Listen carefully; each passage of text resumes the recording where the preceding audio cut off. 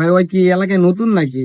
এলাকা দিয়ে হাইতে যেতেছে, আপনার সালাম টালাম না দিয়ে কি করলাম না, ডাক ডুক দিব নাকি? দে ডাক দে তো, দেখি কি এদিকে।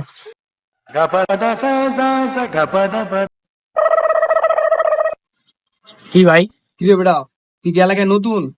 হাইতে যেতেছিস বড় ভাই সালাম না দিয়ে? হ ভাই, আমি নতুন। নাম কি তোর?